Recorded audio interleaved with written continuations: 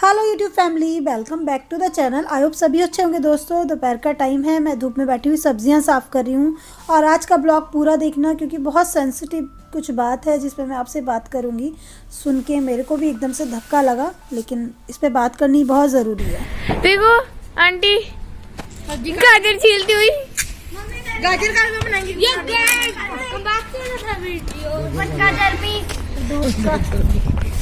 शक्षम कह रहा है कि एक गाजर मेरे को दो। मुझे यहाँ पे हम फुटबॉल खेलेंगे और अंकल आंटी की मदद कर रहे हैं। अंकल आप आंटी की मदद नहीं कर रहे? वीडियो में नहीं करते, वैसे करते काम बिगड़वाने की चलो देखो आंटी कहती है अंकल मेरा काम ही करवाते हैं। काम बिगड़वाने की मदद। देखो ये शक्षम गाजर खाता हुआ। ये आयरन रख लिया तेरे नाम uncle. Iron hello iron Ryan, मैं हूँ रायन। रायन का डायलॉग। बच्चों कैसी बीतनी है तुम्हारी छुट्टियाँ? अच्छी बहुत है अभी तक तो। क्या क्या प्लानिंग है आगे? फुटबॉल खेलना बस खेला है फुटबॉल। यहाँ राइस बन रहे हैं, यहाँ पे ब्राउन राइस है, यहाँ छोले पक रहे हैं, थोड़े से अभी भी कच्चे रहे पता नहीं क्यों। और इसके बाद में मैंने गाजर यहाँ पे, और बहुत शोर आ रहा है बच्चों का। यहाँ पे मैं सोचूं कद्दूकस से कर लेती हूँ, थोड़ी सी है, ज्यादा नहीं। मैं 3 kg गाजर लाई थी और उसमें से थोड़ी सी ऐसे बैठे बैठे खा ली 2-3, तो आई थिंक 2.25 होंगी, तो बहुत ज्यादा तो नहीं है, हाथ से हो जाएंगी 10 मिनट में। तो इनको थोड़ा ग्रेट कर लेती हूँ। तो वैसे मेरे पास फूड प्रोसेसर है तो उसमें हो जाती है, बट मैं सोच लूँ कि इतनी सी गाजर के लिए क्या 5 मिनट डाली। तो इस तरह मैंने देसी घी डाला है और इसमें ये जो कसा हुआ गाजर है इसको डालूंगी और अच्छे से फ्राई करूंगी। इस तरह से आप हलवा बनाओगे ना, बहुत टेस्टी बनता है। तो सारी गाजर डाल देते हैं।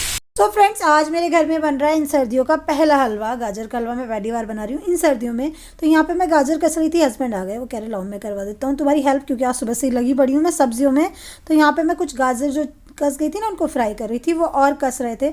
और गाजर को ना पहले आप देसी घी में भून लो तो बहुत। मैं हलवा पका रही हूँ, ये मेरी हेल्प कर रहे हैं बच्चों को। मेरी क्या प्लानिंग है? क्या पहले यहाँ पे छोले चावल खाएंगे, फिर वहाँ जाए मेरे घर जाके पास्ता खाएंगे। हाँ ये मम्मी पास्ता बना रही है? हाँ बना लिया।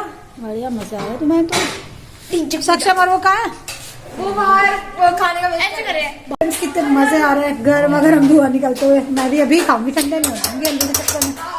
सर्दियों में गर्म खाने में इन दोनों को पता नहीं क्या हो चुका है। आओ मिलो, आओ मिलो,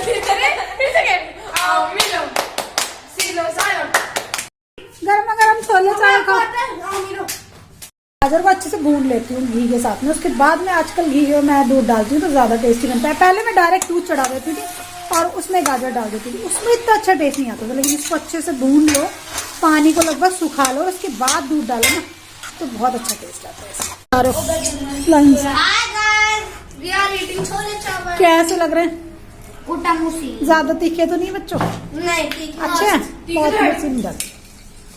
हद तक इसका पानी सूख गया। अभी मैं इसमें दूध डालूंगी और आराम से बैठ के खाना होंगी, क्योंकि दूध पकता रहेगा, काफी देर तक पकता है। हाँ पे मैंने इसमें दूध डाला और अभी थोड़ा ही दूध डाला है, अभी ज्यादा इसलिए नहीं डाला क्योंकि उबल के गैस से निकल जाएगा। खाना खाने के बाद थोड़ा थोड़ा करके डालती जाऊंगी। आप चाहो तो बड़ी कढ़ाई में पकाओ और सारा एक साथ डाल लो। यहाँ पे पक रहा है मेरा हलवा, जिसमें मैं दूध धीरे धीरे बढ़ाती जा रही हूँ। अभी मैं छोले चावल खा के भी बड़े टेस्टी थे तो इतना दूध मैंने डाल दिया तो इतना हो गया है ना। और ये दूध सारा धीरे धीरे मैं इसमें कर दूंगी। ज्यादा इसलिए नहीं कर रही क्योंकि मैं साथ साथ में दूसरे काम भी करती रहती हूँ, तो वो उबल के फिर बेहतर नहीं है।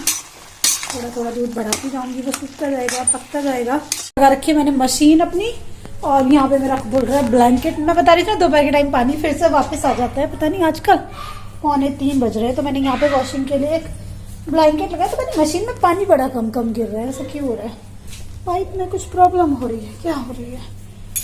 तो यहाँ पे मशीन में मेरा ब्लैंकेट धुल रहा है और ये वाला ब्लैंकेट मैंने इस पे बिछाया हुआ था ना, यहाँ पे इस वाले बेड पे बिछाया हुआ था, इसको चेंज किया है आज। तो इस तरह से मैं वॉश करती रहती हूँ। सर्दियों में हर एक ब्लैंकेट 2 से 3 बार धुल जाता है। बहुत ज्यादा दिन तक मैं यूज नहीं करती, थोड़ा अनहाइजीनिक सा हो जाता है।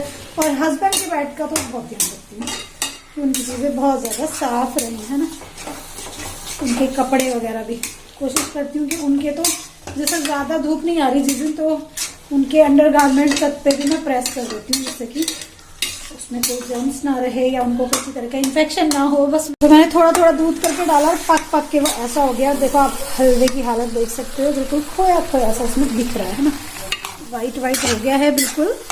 और अभी मैंने यहाँ पे कुछ ड्राई फ्रूट्स काटने हैं। ड्राई फ्रूट्स पे बस सिर्फ बादाम है इस टाइम पे, लेकिन अभी मैंने इसमें शुगर नहीं डाला, तो इसमें 1 कटोरी भर के शुगर डाल दूँ। बहुत ज़्यादा मीठा नहीं बनाना मुझे, बहुत फीका भी नहीं बनाना, लेकिन 1 कटोरी इसमें काफ़ी रहेगा।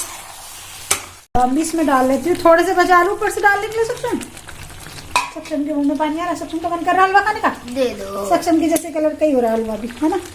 थोड़ा सा और पड़ेगा बेटा, देखो अभी है ना, थोड़ा सा गाढ़ा हो जाएगा। कितना सुंदर लग रहा है देखने में, घी तैरने लगा है ऊपर। हलवा पक रहा है, लेकिन सक्षम से कंट्रोल नहीं रहा। सक्षम का मन कर रहा है ना खाने के लिए, तो कान्हा जी को भोग लगाओगे? दे दो, भोग लगा के खा लो, ठीक है। देना। हाँ, सक्षम को लग रहा है मतलब टेस्ट कर लूं? नहीं, पहले भोग लगाते हैं। पहले टेस्ट करते हैं। पहले भोग लगाते हैं। ओहो, पहले भोग लगाते हैं बेटा। जूते का भोग थोड़ी लगाओगे, दूसरी कटोरी में देती हूँ, ठीक है। भोग के लिए दूसरी कटोरी तो हैंड वॉश करो। इसमें से ही लगाओगे क्या? इसमें से ही भोग लगाओगे? कैसे काम करता है ये सक्षम का नया स्टाइल है भोग लगाने का। कान्हा जी को भोग लगाते हैं। सक्षम टेस्टी है।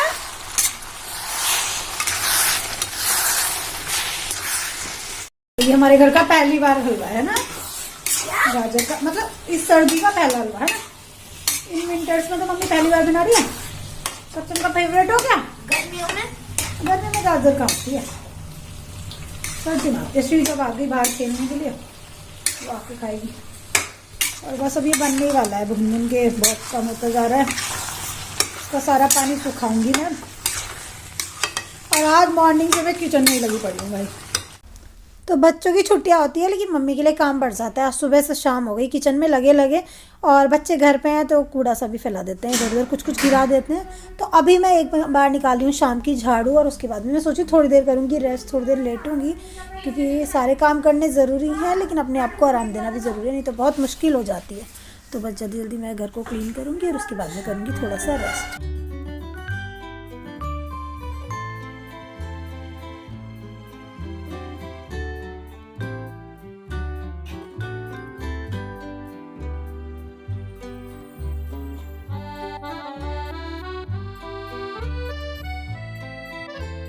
ये भुन के इतना हो गया, और इसमें घी बिल्कुल ऐसा हो गया है ना, और ये बहुत टेस्टी बन गया है अभी। तो अभी हमारा हलवा तैयार है। तो जो बचे हुए ड्राई फ्रूट्स है वो भी डाल देती हूँ है ना। और यम्मी यम्मी टेस्टी हलवा तैयार है दोस्तों। सक्षम कैसा लग रहा है? सक्षम हलवा कैसा है? सही मतलब तीसरी बार खा रहा और सही बता रहा यानी टेस्टी है ना। आपको तुम खाओगे? टीचर मैडम तो गई है फ्रेंड के यहाँ पे, उसके यहाँ पास्ता खाने के लिए। कि पास्ता बन रहा है, मम्मी पास्ता खाने जा रही हूँ। मैंने कहा ट्यूशन के टाइम तक आ जाना। यहाँ पे हलवा बस मैं गैस बंद ही कर देती हूँ। देखो आप देख सकते हो कितना शाइनी लग रहा है, कितनी चमक सी आ रही है। तो घी बड़ी तरह भुड़ सा गया है की तैयार है। अब सक्षम बैग पैक खुद कर लेता है। ट्यूशन जा रहा है सक्षम, पहले मम्मा करती थी। ट्यूशन की नोटबुक रख लेना दोनों, ठीक है। ट्यूशन मैडम थोड़ी देर लेटी तो लेट के थोड़ा आराम मिल रहा है, लेकिन लेटने के बाद इतनी ज़्यादा ठंड लगती है। और ये हस्बैंड पलट रहे थे इसको, कह रहे मैं पलट देता हूँ, कढ़ाई धुल जाएगी। और अभी मेरा ब्लैंकेट वो मैंने धोया था। देखो उठने के बाद में ना बॉडी में ऐसे शिवरिंग सी होती है, मतलब ठंड के मारे बहुत ठंड लगती है। ठंड हो ही बहुत ज़्यादा रही है। और मैंने ब्लैंकेट वॉश किया था, तो अभी शाम को मैं बाहर डाल देती हूँ, क्योंकि हवा तो चल ही रही है, थोड़ी सी हवा से निकल जाएगी। और कपड़े मेरे आज लगभग सूख ही गए। आज तो ना बस क्या बोलूँ मैं, 10:30 बजे ही धूप आ गई थी, नहीं तो रोज ऐसा हो नहीं रहा। आज धूप भी कड़क थी और हवा भी बहुत थी। हाँ आज कितनी हवा है बाहर, बहुत हवा है। और दोनों भाग गए फ्रीजर सेक्शन बाहर खेलने के लिए। हाँ फ्रीज तो हमारी खुली नहीं रही बिल्कुल।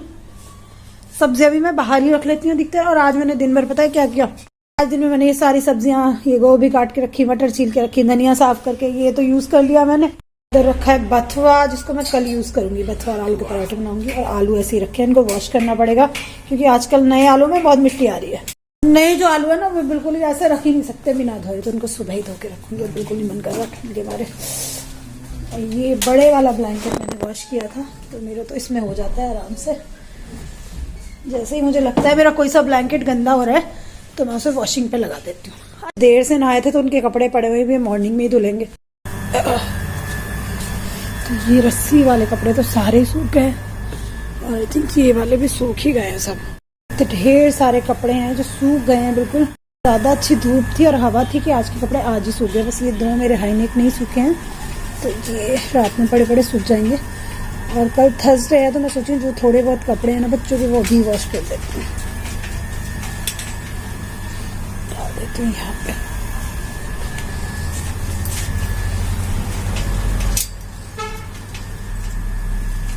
और अभी हवा चल रही है तो हवा में सूख जाएंगे अभी भी।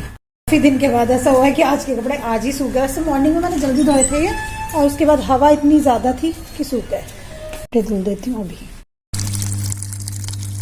अपने लिए 1 गिलास पानी गर्म कर रही हूँ। और आज मुझे डिनर में ज्यादा कुछ नहीं बनाना, रोटियां बनाऊंगी सिर्फ। छोले पड़े हुए हैं, थोड़े से राइस पड़े हुए हैं, हलवा भी बना है। और रात को हम लोग थोड़ा कम ही खाना खाते हैं, तो अभी मेरा मूड नहीं है कुछ भी बनाने का। अभी मैं अपने कपड़े प्रेस करके रखूंगी ना। अच्छा आजकल मेरे को बिल्कुल आदत पड़ गई है इवनिंग में कपड़े आयरन करने की ना। अभी टैंक फुल है मेरा, कपड़े वॉश हो रहे हैं और मैं इतना कपड़े आयरन करती हूँ। कल जो कपड़े आयरन किए थे वो वहां पे रखे हैं थोड़े। मम्मी ये लो अपना फोन। हाँ ये लो अपना फोन। क्या गेम खेला सक्षम ने बाहर? मैंने तो कुछ नहीं खेला। गौरी दीदी नहीं आई अभी? मैंने तो कुछ नहीं खेला। गौरी दीदी का कौन सा गेम चल रहा है? फुटबॉल मैच चल रहा है उसका। मम्मी पता नहीं कौन जीतेगी। ये गौरी जीतेगी और कौन? नहीं मम्मी, स्ट्रॉन्ग है वो हार जाती है।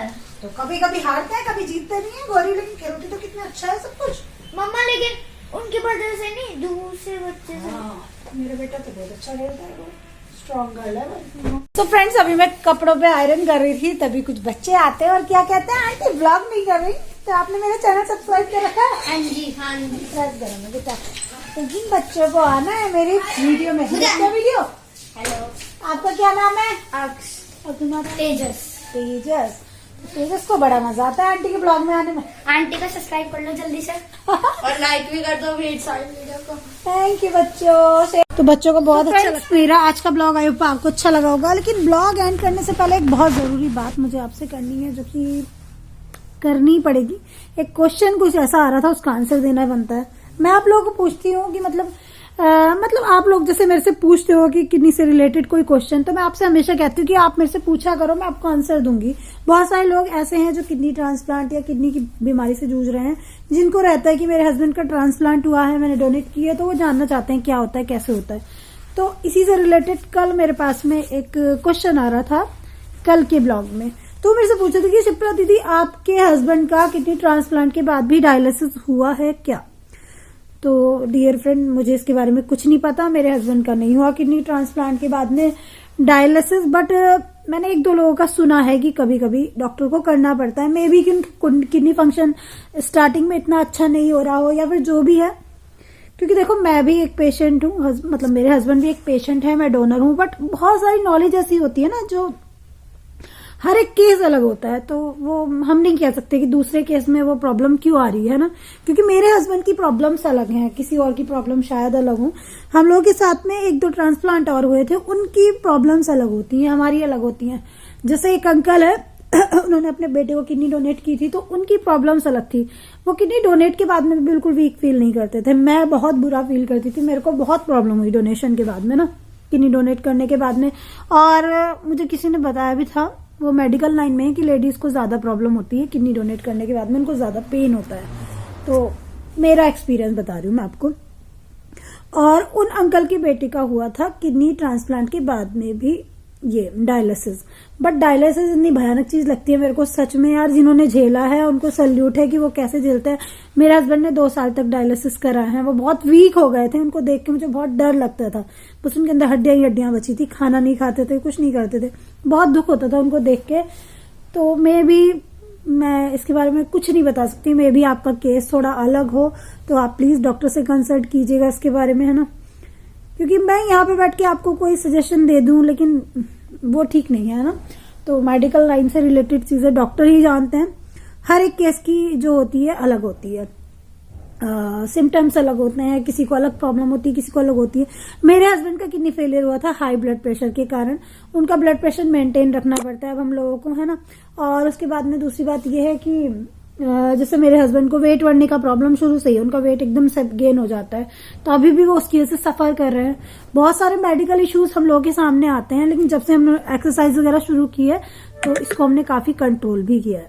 ठीक है, आई होप आपको इस चीज का आंसर मिल गया होगा और आप कंसल्ट कीजिएगा दोस्त डॉक्टर से। मैं जाऊंगी इस बार डॉक्टर के पास तो जरूर पूछूंगी कि डॉक्टर साहब ऐसा क्यों होता है, ट्रांसप्लांट के बाद भी डायलिसिस करने की नौबत क्यों आती है। ठीक है, और जब मेरे को पता चलेगा मैं आपको बताऊंगी, लेकिन उससे पहले मैं अपनी कोई भी राय यहाँ पे नहीं दूंगी क्योंकि मैं किसी को मिसगाइड नहीं करना चाहती। ठीक है, चलिए दोस्तों, बाय बाय, लव यू। और जो भी नए हैं प्लीज चैनल को सब्सक्राइब करना, लाइक करना, फैमिली एंड फ्रेंड में शेयर करना। Bye bye.